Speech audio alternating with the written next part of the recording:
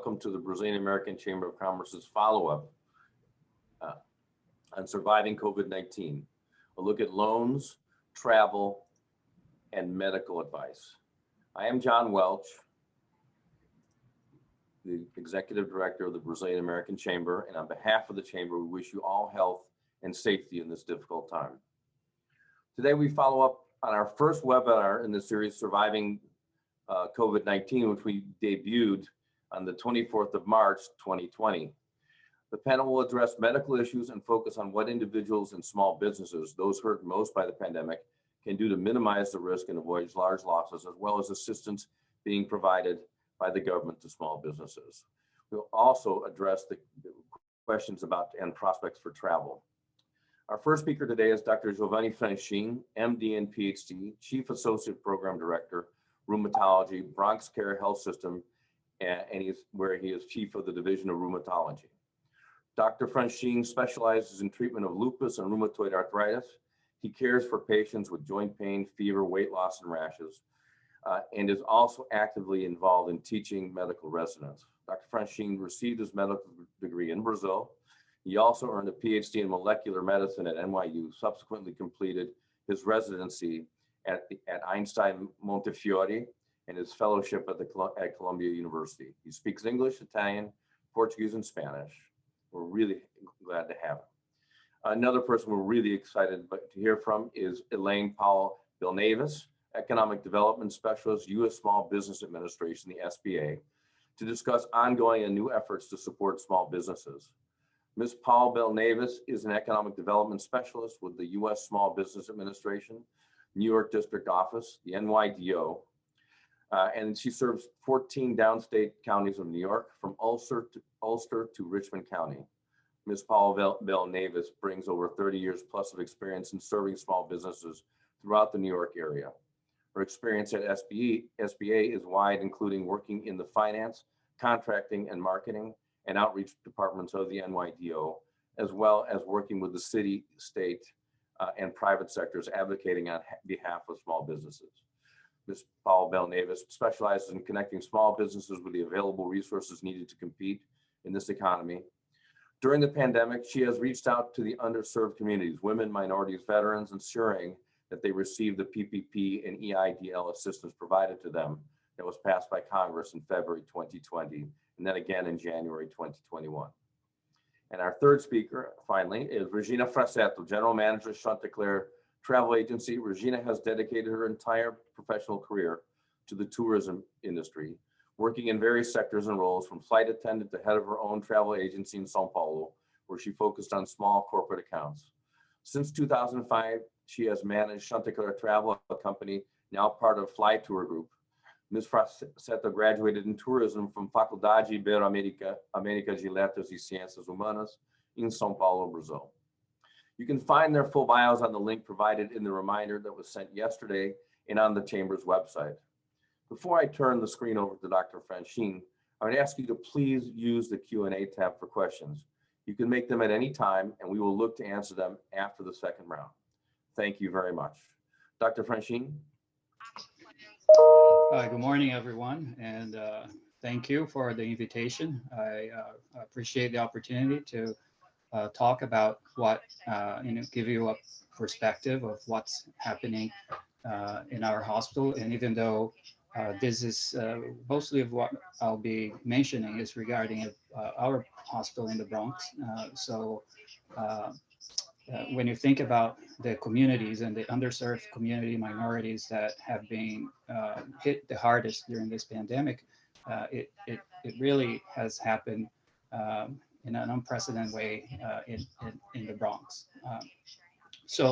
I guess that the first thing is thinking about what is a rheumatologist might be helping in talking about COVID now, right? And so as John mentioned, I specialize in lupus and rheumatoid arthritis, but something very interesting happened right at the beginning of the pandemic, when everyone in the world was trying to figure out what kind of medications were helpful. And there has been a lot of repurposing of old drugs in the absence of new drugs, and what might be helpful in terms of curbing the disinfection. And so, as you all might be familiar with hydroxychloroquine early on, and then several others, including some more recent medications that are very much used in the realm of rheumatology, and also steroids. So it we went through a much better time in the summer, and then as predicted, the infection rates start climbing again towards the fall and the winter, and it became already alarming levels, much higher than what we had back in March. I think there was some kind of exhaustion by everyone in terms of news and what we do, and some people may not have adhered as much to the recommendations of mask. And if you participated in the first meeting we had, we really at that time we said, what can we do in order to help contain the spread? And back then it was, the recommendation is the same as now: wear your mask and do your isolation, avoiding crowded spaces. And while we are doing better now with the surge through the winter, the numbers in the hospital have become still very high. And I think we feel a little more comfortable, not as desperate as in the beginning, in terms of what how to approach it and how to treat the more severe forms of the COVID infection, and which are the ones that require hospitalization. However, we don't really see an improvement in survival.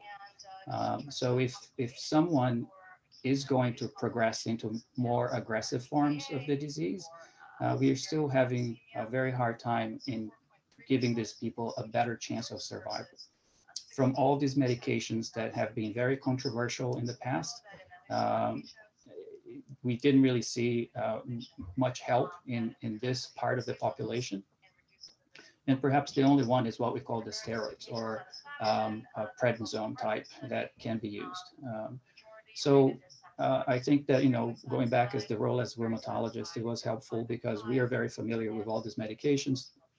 And so our expertise was seeked in the beginning in terms of how often and how dangerous, what are the potential side effects of all these medications that we use. So on a more positive note, I think everyone is very excited about the vaccine, and it's really important, I think, that we do get the support. And I hope that our listeners or viewers all also play a part in what can we do in order to educate the public and help getting as many people as possible vaccinated. We have seen quite a number of hesitancy in the same population that are at higher risk for developing severe forms of COVID. And so that's why it was very important at the beginning. And many of my patients would come and say, I don't want this. It's too early. I want to wait. I don't trust this. Did you get it, doctor? And I would say, yes, I was. I got it in the first week that it came out. And then they say, well, which one did you get? And so now we get into that problem, right? Oh, I got X. And they said, oh, you see, I want the X. I don't want the Y. And so that's why we were also trying to get physicians and nurses to kind of split halfway between the two that were first available. And so at least we can point to patients. You see, that person got the X and that one got the Y, and they're both here and they're doing fine. And so I think it would be very important to pass this message. And even though patients might look at it and say, well, I want something that will protect me 100%. I don't want something that will protect me 70%, 80%, whatever it is. But the idea is that it's all about the message and what we tell people, that we should be more positive about this. And there was a piece recently in the New York Times, I think it was very worthwhile reading, and how we convey this message to the public and to our patients. And so I think that demystifying this and passing on this information would be very important. And I hope that your organization and the people that are working with you also can all help towards this. And I think we'll hear more during this webinar about how the impact of vaccination and the impact of COVID is still on commerce and traveling. And meanwhile, while I said that we are very excited about vaccine, we don't really have any recommendations in terms of you have a vaccine card, will that give you a green card to travel anywhere? We still don't have that.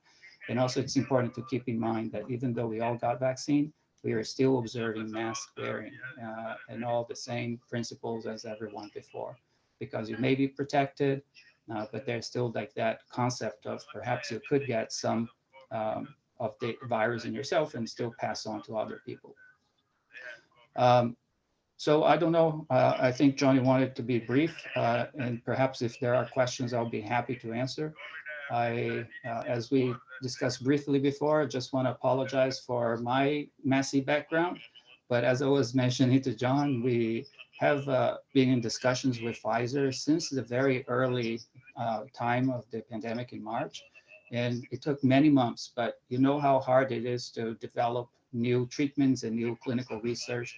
So we do have a new study on a new medication, and this is for treatment, not for immunization, that has recently been FDA approved. And so we have it. We're very proud to say that we have that. We offer that in our hospital, and that's the only site in the US that has this trial going on.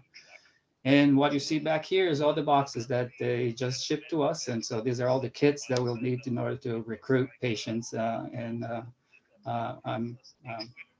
I have it to display here for you. And with my new computer that was just installed this week, I wasn't able to tinkle and put the nice background that you have. So I apologize for that.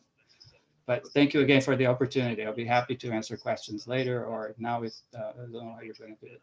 Thank you very much, Dr. Franchin, and thank you you're a frontline worker in this. You've been doing it for almost a year. We had you on the panel last year, and it really is quite extraordinary. So thank you all for all the work you're doing.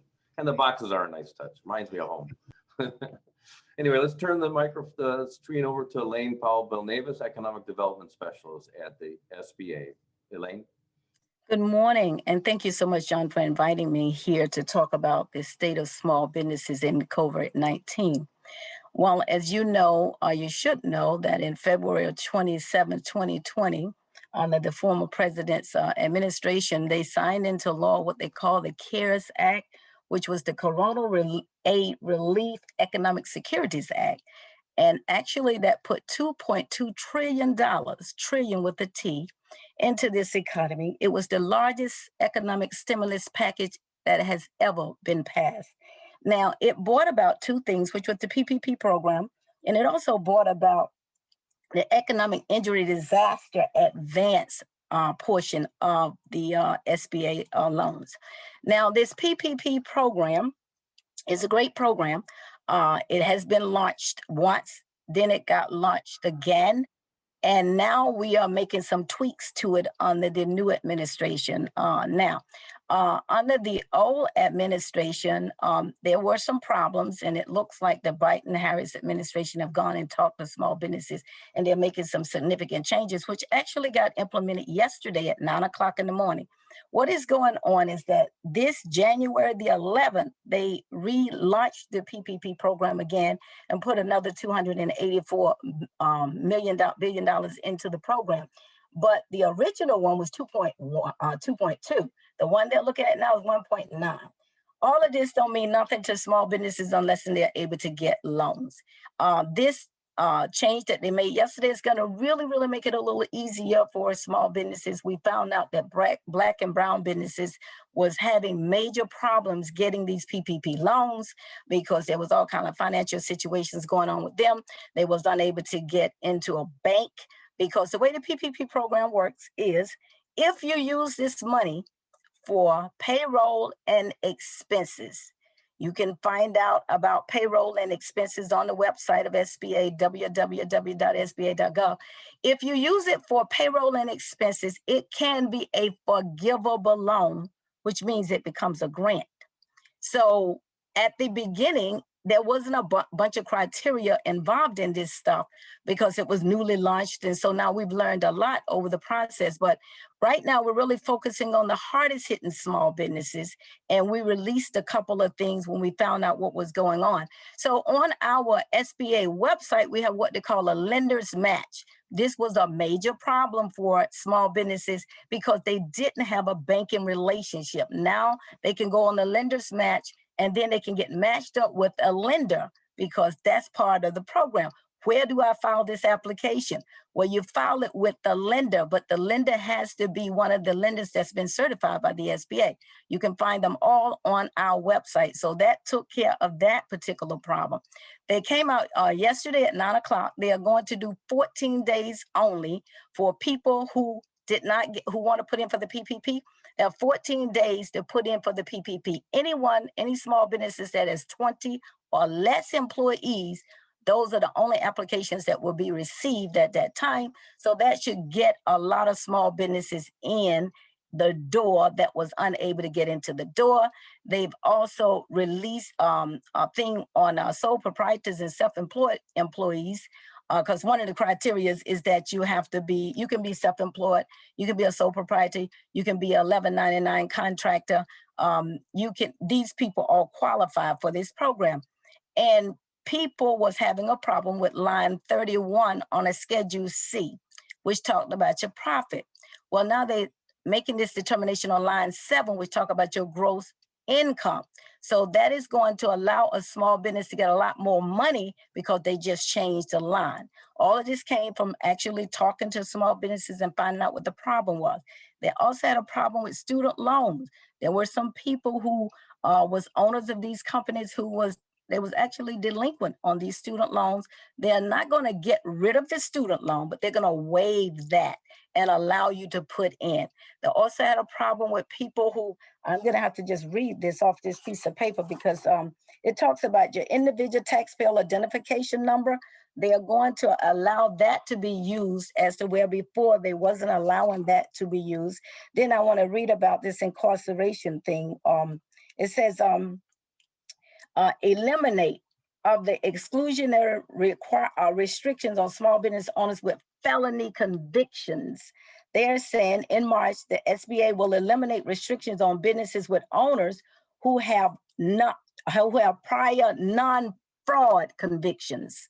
They're going to eliminate that. However, restriction will remain in place for borrowers with an arrest or conviction for a felony fraud within the past 5 years and those who were currently incarcerated. So it's like they're releasing some things that are allowing people to go forth because they are small businesses. This is stuff that happened in the past. Your past always follow you, and they're going to let that go. And then they're also going to, in addition to that, that's the Schedule C, they're eliminating restrictions on non-citizens, eliminating the exclusionary restrictions on small business who own student loans, the felony conviction, and I think that's it. All of those. So for the next 14 days, all of those people who have 20 or less employees will be allowed to go into the website. If you don't have a lender, if you have a lender, you can go straight to your lender because some people do have a relationship, some people don't. And you can go in and file your application with the lender and the lender will let you know. Now, the good thing about a PPP loan is, like I said before, it is forgivable. You can ask for us to forgive that loan and we will forgive that loan if you use it for what we are designated it to be, which is payroll and expenses. So a lot of small businesses have been helped. Today, I think we've done like $662 billion in small business loans to 7 million small businesses across this country. And as of January the 11th, we've done $35 billion to 400,000 small businesses. So the program is very popular. Everybody knows about the program, and now they're putting in for the program. And the key to this program is to ask for forgiveness, because if you don't ask us to forgive you, we will not. If you do not ask us to forgive you for the loan, it becomes a loan. And when it becomes a loan at 1% interest. You have to deal with your lender on this because it can give you 5 years to pay this loan off at 1%. But I say, ask for the forgiveness. Sometimes you'll get the whole thing forgiven. Sometimes you might get a portion of it forgiven. But these are funds that you can inject into your business as you move forward. Now, the economic injury disaster loan is another loan that the SBA has. Now, let me just say something about PPP. As of March the 31st, 2021, the door closes. It's over. If you don't apply and file for that by that time, the door is going to close on you. Now, the economic injury disaster loan, the door closes December the 31st, 2021. So you have much more time to apply for the EIDL, they call it, economic injury disaster loan, than you do for the PPP. So if you are choosing between the two, go for the PPP, because you can get a PPP and an economic injury disaster loan. There's no requirement that says you have to get one or the other. You can get both. You can use them for payroll. You can use them for expenses. And what happens is that with the EIDL, the interest rate for a nonprofit organization, and they also qualify for PPP nonprofits, is 2.75%. And for a for-profit, it's 3.75. Now, an economic injury disaster loan cannot be forgiven. A PPP loan can be forgiven. A PPP loan is 1% interest. As you see, an economic injury disaster has another set of interest rates on it. It's a 30-year loan for the economic injury disaster loan. And you can also go to the website of SBA, www.sba.gov, and get the information that you need on the economic injury disaster loan. All of this stuff is changing so fast. I say, keep the website near you so you can always go and you can check. As of yesterday, like I said, it started at 9 o'clock. So just check the website for all of the financial relief that the federal government is offering to small businesses. Thank you very much, Elaine. And let's turn now to Regina Frasseto to talk a bit about the situation in travel, which interests us all. Thank you. Good morning, everybody. I would like to thank Chamber, the American Chamber, Brazilian American Chamber, to invite me. And I think, you guys are doing a really, really, really great job throughout this whole crazy year 2020 and now 2021. There are a lot of useful information that I've been getting out of all the seminars that I've been participating. I don't think there is any prior economic downturn that was like worse for the in a long term for the tourism industry like COVID-19. I don't want to be biased here, but we were like the first business to be hit. And don't take me wrong, of course, everybody, as Elaine have said, have been going through, a lot. But tourism was the first one, especially big centers like New York, Vegas, and restrictions are still being put into places until today. Every day there is like flights being canceled, countries being banned, especially now with the new COVID-19 variant that has been, coming out, from country to country, and new quarantines demands are being taken into place on a daily basis. Airlines are doing a great job putting in many flexibility options, clean commitment, more efficient filters are being put into the aircrafts. Middle seat blocking are helping, and that has helped putting the domestic industry up to 43% from like 2019 and the beginning of 2020. But when we talk about international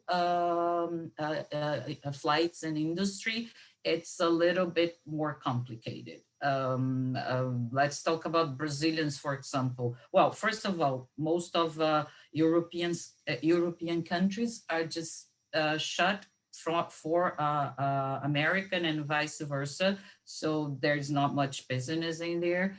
And Brazilians, for example, if you're not a green card holder or an American citizen since May last year, you are not allowed in the country unless you spend 14 days.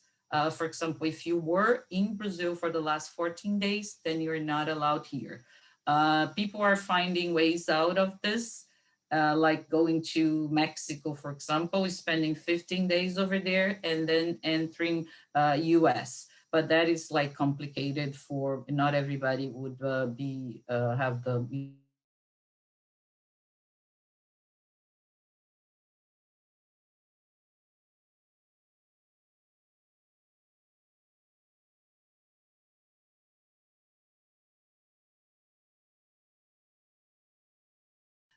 font of revenue for the airlines are really not back into business, as you may all know.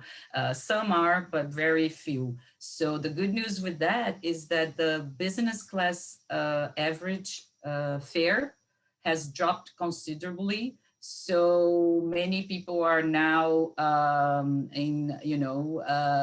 can travel at the front of the aircraft in the forward cabins, which have been, really, a good news. Vaccine, of course, as Dr. Giovanni have said, is going to be a major factor. But right now, I have heard from the airlines and people from the CDC that it's not going to be a major factor until they believe next year, because of course we need the so-called herd immunity for the countries to open based on vaccination. I believe it's going to happen. Of course, for example, Panama nowadays, if you're coming from Brazil, you can only enter in Panama if you had the yellow fever vaccine. So I believe that in the future, that would be the path, like, either as we've heard, and that would be another plus to people to get vaccinated. It's going, some countries, I believe it's going to be a mandatory. If you don't have the vaccine, you won't be allowed in. So that would help a lot. Meanwhile, what is helping is the negative COVID test that being, the law that have been put into places for many countries. And we have had clients that took the test just to board an aircraft, and they, without even knowing, they turned out positive. And that is, a good news, because they would be on the plane contaminating people. And because of the negative mandatory request, they were not. On the other hand, there has been a lot of confusion with this test requirement. Some countries demand 72 hours. Some countries go by 3 days in advance. Some are, the test has to be RT-PCR. The other ones it can be a nucleic one. And, passengers are getting really, confused. And, it's been, and another problem with that negative test is, I heard from an airline sales representative, there are countries that are suspending flights because they simply have no infrastructure to and labs that would give the result in the time frame that the countries are asking for.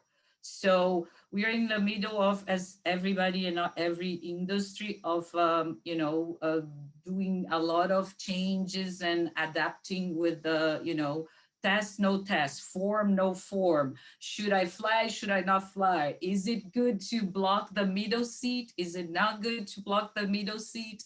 Some airlines are saying yes, some others are saying no, there is no need, because the flight attendants are back into work, and we've done a task.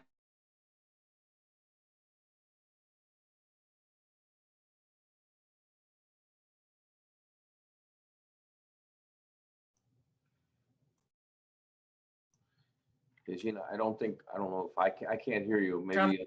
Sorry. The airline before you fly, read the instruction like yourself, and make sure, when you get to the airport, you're not denied boarding, because have had a lot of frustrated passengers calling from the airport and say, no, the test was not correct, or the hours were not within the mandatory requests. So you have to get in, all the information possible before boarding. But I believe that the vaccine would be a major factor in the future for our industry and everybody's, I think, to get back into business, because that is of course the only way out. Thank you very much, Regina. Maybe we'll turn it back to Dr. Franchin and maybe opine on a couple of the things that Regina and Elaine said. I just came back from Brazil a couple of weeks ago, and there was a lot of confusion about the testing. We were hearing that you had to have the PCR test, and I just did the reagent test, but I looked at the CDC's website and the FDA, and it says reagent tests are fine. I looked at the Brazilian government's website, they're both approved, but apparently it's up to the airline, and there's one airline that's only accepting PCR tests. I did not take that airline. I took another one, and all the other ones seem to be fine with the Abbott Labs quick test is fine for those. So Dr. Franchin, we were discussing this a little bit earlier. If you could maybe address travel a little bit and those tests. And also, I have a question about the repurposing of drugs as well. There's sort of a lot of stuff flying around the internet. I guess the one of choice now is ivermectin, along with azithromycin. I don't know if you can opine on what you think the efficacy of these. I remember remdesivir was developed after, but it was sort of similar, right? It's supposed to inhibit the progression of the virus. So let me turn it over to you. So as far as testing, so the antigen, the rapid antigen testing and the PCR, they're both indicative of current infection. However, the RT-PCR is more sensitive. And so when people or airlines, they might require that. It's just that, when you compare both tests, you're more likely to test positive in the PCR than in the antigen. And it's just that there are also, even though they're all FDA approved, there are some that might have a better sensitivity than others, even within the same type of test, the antigen test. And so I think that's why, and then when you compare as a group, the RT-PCR is a more sensitive overall than when compared to the antigen testing. As far as the repurposing, it's, unfortunately it became a very politicized subject, and people have had very strong feelings. And I think that social media has also helped to propagate these, whether it's on the right or on the left. So people felt very strongly about it. Even when we think of remdesivir, even though it was the only one, it is the only one approved, it hasn't really shown significant effect. And so now some places, while we had that as part of our regular protocol of administering to all the patients, we are finding that perhaps it's not going to be helpful that all patients receive it. And also considering that depending on how the patient is presenting, there could be some potential side effects associated with it as well. The ivermectin is not approved in the US, and so FDA has not approved, but we know it's very popular in Brazil. And also people talk about the different stages of the disease, early stage or right at exposure or later, that it would be more effective early. There has been a scientific publication that looked at several articles that have been published on ivermectin, and they seem to suggest a somewhat positive effect. However, that when you compare many different studies, there is a potential for a lot of bias introduced in it, because all the studies are done in different ways with different doses and in different continents. And so it's very difficult to gather all this information of studies done differently and then say this is the result. So there are still some ongoing trials, and we may not hear anytime so soon about the potential effect of ivermectin. But we do not use, and unless it's on a clinical trial, it's not approved in the U.S. Was that all your questions, John? And you had something else? It just had to do more with what you think about travel. You know, I saw, I know you're not an epidemiologist, but you deal with the symptoms of COVID. I saw an article saying that we'll reach herd immunity by sometime in April. And the calculations were the following, right? You know, first, we haven't recorded a lot of the actual cases. So right now, this particular doctor estimated that 55% of the US population has had it in some way or another, and then with the vaccines, you really only have to do another 25. So the idea here is that if 77% of the population is immune, then it'll stop spreading. You know, just like, and it's not a very nice name, herd immunity. It's not a policy. It's just a state of affairs you get to. So, and then with the vaccines, especially all the ones that are sort of coming online now with the approval of the J&J, they're estimating that we'll get to 77%, something like in April, late April, early May. So that, I mean, I don't only have an opinion about that, but those are things I've read. I mean, I do a lot of reading on this stuff like every day, like every economist that I know. But you have Yeah, so I think that we have to accept that the virus is here to stay, and there is no immunization that's going to get rid of this, the same way that we haven't been able to get rid of the flu. And we sort of have adapted. We develop vaccines and vaccination programs, and so we are able to kind of curtail it a little bit, maybe decrease also the progression for more severe cases. But the flu has a high mortality rate, right? Now, when you compare that to the coronavirus, it's I don't know if it's I saw the number recently, if it was 10, 20 times more in terms of mortality compared to the flu. So yes, if it's much worse than the flu, and it's not going to go away anytime. And I think that the immunization will be an important step. But as far as the testing, I think it makes sense when you are checking 2 to 3 days before a flight, because then when you think, well, I tested 3 days before, but I can get infected when I leave the testing center, right? Or on my way home, I can get infected the next day, 2 days before the flight. But if that happens, you are, you know, epidemiologically, you're less likely to be a super spreader because the infection is at its early stage. And then if you are wearing a mask, everybody else is wearing a mask. So there is a much lower chance that you will spread it during that time period of 48 to 72 hours. So I think that still makes sense. And it's just I don't know if Regina had anything to say, but like I know some flights, especially like to Rome, they had what is called a COVID flight. And so that everybody gets tested right before boarding with the rapid test. And so that's a more immediate thing, so that they didn't have the 2 or 3 days before that they were tested. They're really being tested, you know, before boarding the plane.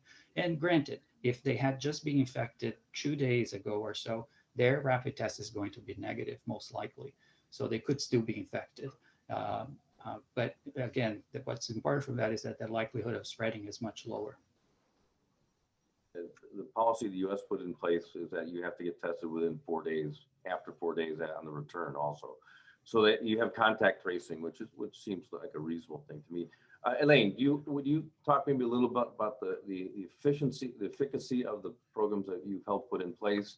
And maybe there's a couple other details on the new one that I know you now have to prove a rather significant fall in income, not just, you know, covering payroll and rent, to qualify for these new loans as well.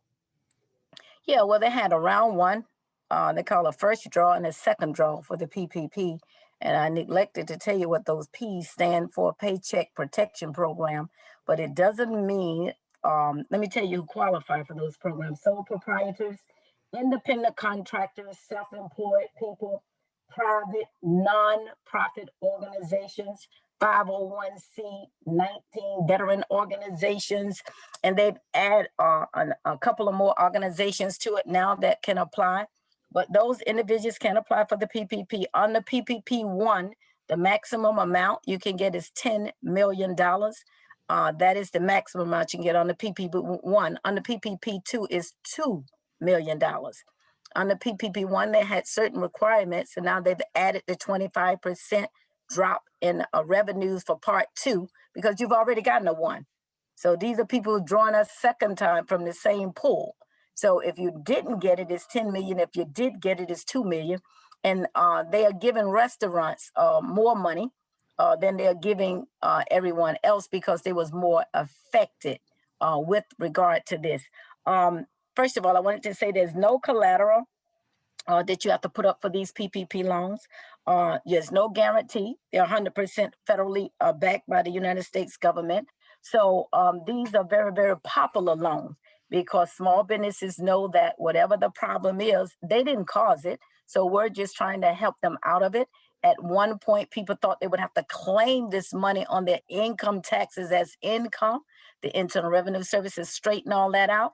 This is not taxable income. So that's fantastic for small businesses. So the program is getting better as it go along because they're finding out what really is helping small businesses out there. So like I said, I don't think people should be making the decision themselves that they don't qualify. If they're independent contractor, sole proprietor, what do they call it? Self-employed individuals, nonprofits. The government normally don't loan money to nonprofits. They actually is making a loan to nonprofit because everybody was affected by COVID-19. Every industry was affected by COVID-19, some more than others. So they are trying to jumpstart the economy by putting those stimulus packages out there to the small business owners so that we can get things back to, we're never going to go back to normal, but as close to it as they possibly can, or better, build back better, as they say. So that's what we're trying to do. So we're taking away little things like the felony convictions, the student loan waivers who defaulted on the loans and all of that kind of stuff. And we're just really trying to do whatever we can. So for 14 days, these people have an opportunity to go in and the banks are only accepting loans from those individuals. And I think it's a great opportunity for small businesses to get that money that they need. Good. Thank you very much, Elaine. And Regina, just going back again to the sort of the questions about travel and follow up with Dr. Franchin. There was a question as to exactly why are some airlines only requiring only the PCR tests? Why? And you said you had some confusion about one that was tested right before getting on, but maybe you can give some insight in this. I'm quite confused about the whole thing. I came back from Florida earlier this week, and they made me fill out the same form as if I was on an international flight. But basically it's contact tracing. I think there was no, I was given no advice to get another test beforehand. I get tested regularly anyway. But I just wondered if you have any thoughts about these. For some reason, John, I just came back from Florida. I don't know if it's my computer. Yeah, I think you're a little unstable. If you can repeat.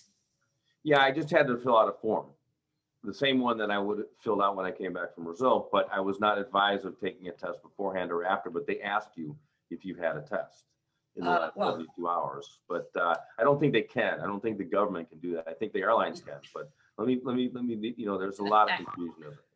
Yeah, actually, it's, we have to understand here that the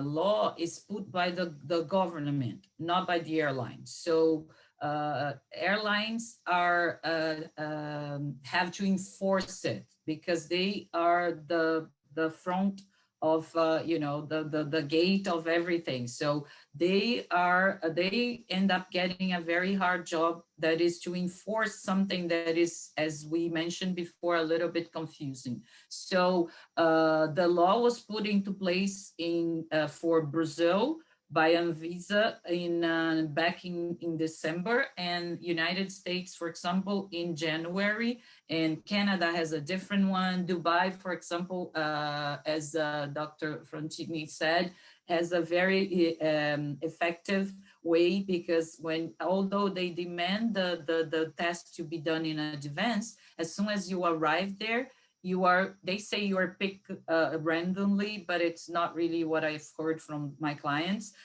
You have to test it again. You sit down like for 1.5 hours and 1.5 hour, and they bring you the result. And based on that one, on top of the one that you took here before you travel, they will tell you to go one place or another. And so it's the law is being put into place by the government from each particular country, and to the airlines is the job they have to do here is to enforce it. So sometimes, because they are penalized by not verifying documentation prior to departure, sometimes they are, a little, as we said before, they would say, no, here it says only PCR, RT-PCR, but we know there are some others. So what some people are experienced, they take like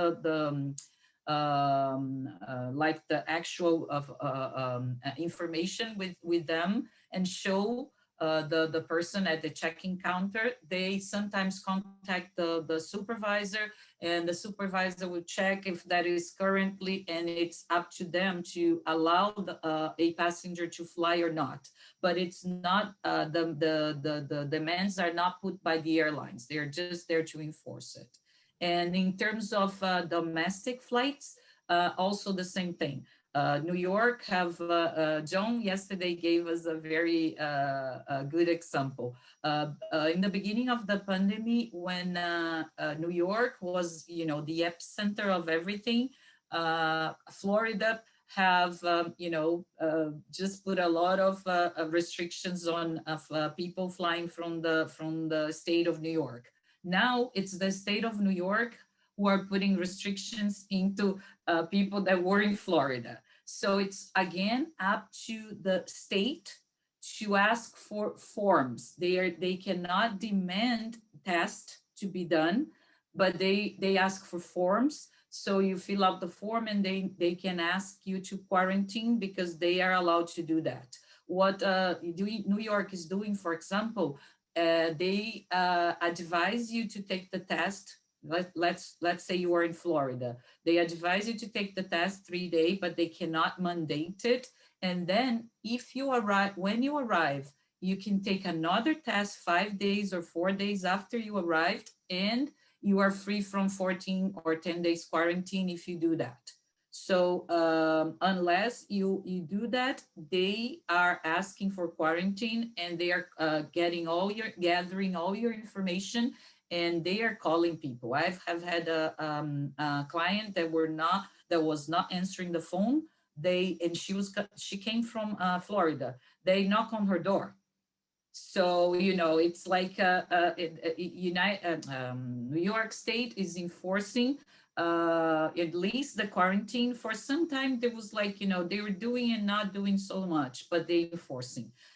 And New Jersey, for example, it's not mandatory, but it's advisable to take the test or to quarantine. So some people are just going to Florida and coming back through a Newark airport. So when they arrive there, they do not have to fill out the form. So it's like tricky, but it has to be done and enforced by the airlines, but the law comes from the state and the country. I have a question for Elaine. Can I, John? Yes. What happens, for example, we try to for the PPP loan, but in the middle, back in June, July, but in the middle of the whole process, we found out that we were not qualified, because the owner of the company is Brazilian. He does not have a green card or a citizenship. He only has a business. He only has a business authorization to have a company here. And we were told that one of the owners have to be an American citizen to apply for the PPP loan. Is that correct? Yeah, well, this is a new thing that they just came out, and they says restrictions, elimination is restrictions on non-citizen business owners. It says here that they're going to be allowed to use their individual taxpayers identification number, which is something that they had not been allowing. If I was you, I would ask him to see if he could. Is it 20 employees or less? Yes. Okay. Now is the time, the door is open. I would reapply and see what they have to say, because with all of these new changes, there might be an opportunity for him to slip through the door and get that done. Because before, they wasn't dealing with non-citizen business owners in the sense that they was allowing them to use this individual taxpayers identification number. So if he has one of those, he should be able to apply. He should be able to use this. Thank you. No problem. Thank you, Elaine. Thank you, Regina. Going back to Dr. Franchin, I just wondered, I'm going to be walking up half a mile away to get another test today.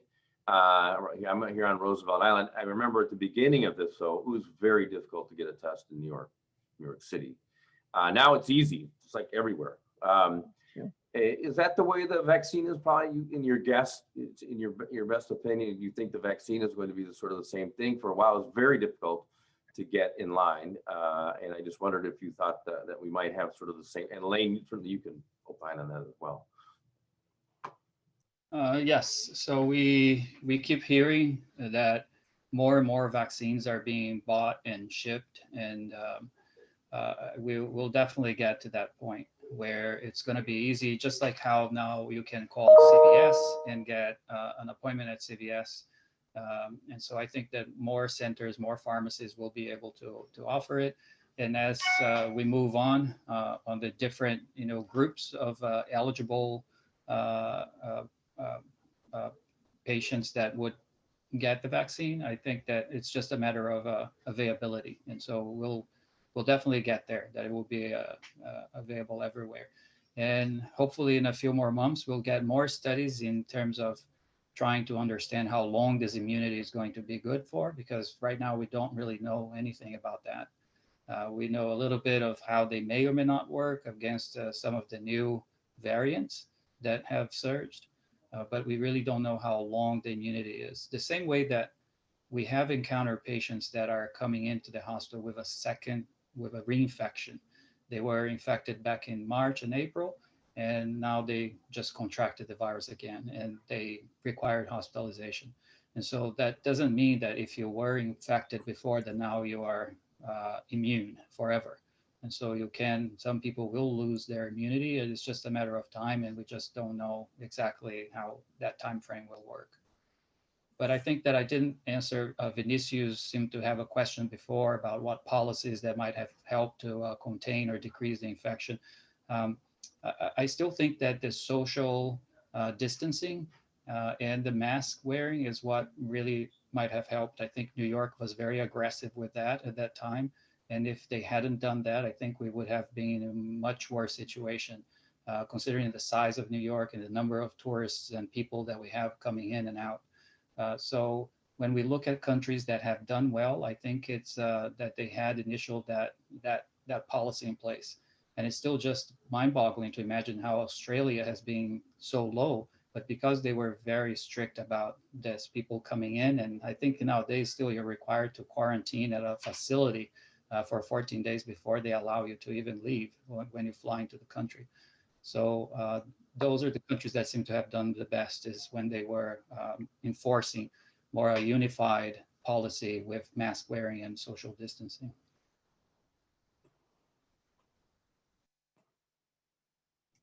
Thank you very much for that. So I think there is another question. We just got a new one. Another for Giovanni, but anyone on the panel is certainly welcome to answer this. What are the difficulties faced during this pandemic with the private healthcare system in the United States? Again, from the vision from inside. I didn't see the question, but can you elaborate a little more? Like, what do you mean by private versus Medicaid, Medicare? I think that's what he means. Is Vinicius Ganesha has sent this in. It may be a question about the healthcare system itself, but you know, part of, you know, so far, at least in New York, going to private sector places to get the vaccine has been quite hard. Some places, and mostly it's been provided by the government that I can see. So NYU Langone, they inoculated all their professors at NYU, but and they're being very restrictive on who they qualifies for a vaccine. Whereas and the state is doing that as well. So I don't understand the question that well, so I don't know if I can translate it, but so maybe some question, you know, in terms of, you know, this public sector versus the private sector in this. But yeah, I don't think that we have different rules. So the rules should apply for everyone who is a nonprofit organization or a for-profit organization. The rules are really being dictated by the government and the CDC. And everyone, so the way we do is when you send a patient for a vaccine, you have to answer a number of questions and whether they qualify and what is the condition that's qualifying at this time. And the only difference, I guess, is states are rolling out their guidelines differently. So it's not the same on every state, but we try to follow our, you know, for New York, we're trying to follow what's New York rolling out. I did hear a piece a day or two ago talking about patients getting the vaccine that were not necessarily eligible, and has to do with one particular for-profit organization. And it was unclear, and I think it was an investigative piece, and it was unclear how that was happening and if it was at the level of the doctors, the nurses, and it was still, it was something that just was a new piece, and I don't think they have a lot of information of how were patients going around the system to get it. Just for our hospital here, what I noticed is that we were open in the beginning when we said 65-year-old could get immunized, and we were kind of open to anyone who called and made an appointment for a 65-year-older patient. And what we noticed is that many of these patients coming were not necessarily Bronx residents. So that has changed, and now in the past week or two, they're being, so the screening questions really will try to limit for the Bronx residents, because then we were running out and we were getting people from all over New York and up, you know, Westchester, Yonkers, and that were coming here for the vaccine. And they have more resources, so they find out where they can go and things like that. But now they're being more restricted. They want to immunize our community here as well and get the message out there, and because they don't have as much information and access as others might. Elaine, do you have a follow-up on that, or? No, I just wanted to make a statement that the federal government in the PPP second go around had added PPE, personal protective equipment, as an expense that can be used, the PPP monies can be used for. Because if you are allowed to open the doors of your business, you have got to follow those rules and those regulations of social distancing and the mask wearing, and then making sure there's hand sanitizer all over the place. And so with regard to that, that is part of the new expenses under the second round, the second draw, that was a little bit confused in the first draw. They are allowed to use those funds to make sure that they can purchase PPE with those funds. So Elaine, do you know if they allow that cost to be absorbed also for testing? So let's say a business want to test their employees regularly, and not just for like protective equipment, but they want to test their employees once a week or, you know, randomly. Would that also cover that?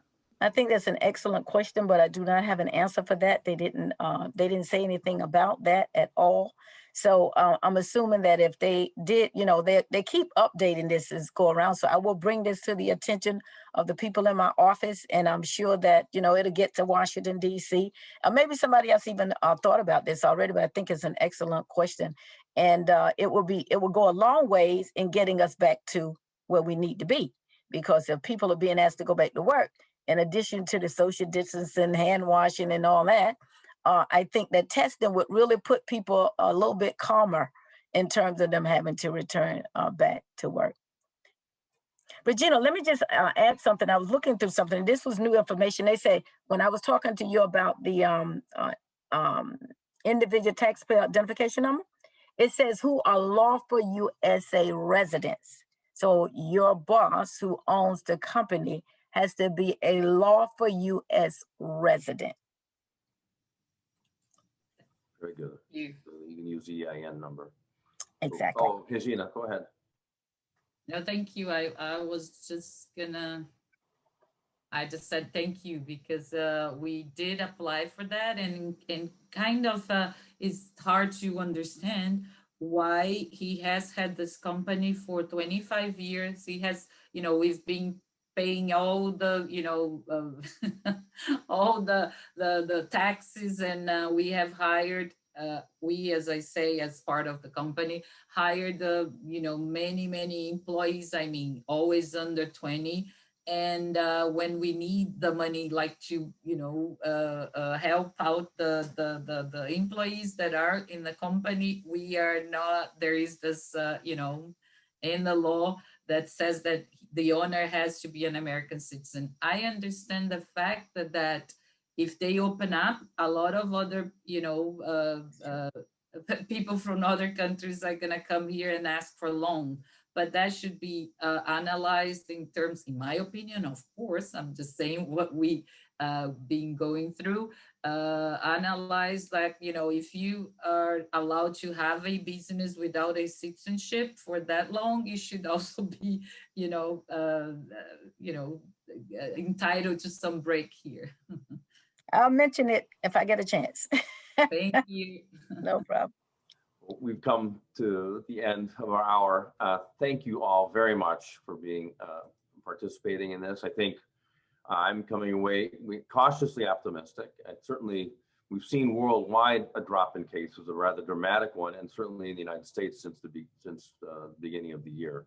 And so, between vaccines and the protocols, et cetera, hopefully by the end of this year, we'll have something that approaches, I don't know what normal means anymore. But anyway, thank you, Dr. Franchin. Thank you, Regina. Thank you, Elaine. And certainly things are slowly but surely looking up, I would say. And I want to thank you all for joining. Before we close, I wanted to remind you that our next webinar will take place this Friday, next Tuesday at 10 a.m. And it will be based upon please take a look at the website and the announcements that we have. Again, thank you all for coming, especially to our members. For those that are not, please watch the brief video that follows, and we invite you to join the chamber. In the meantime, stay healthy and in good spirits.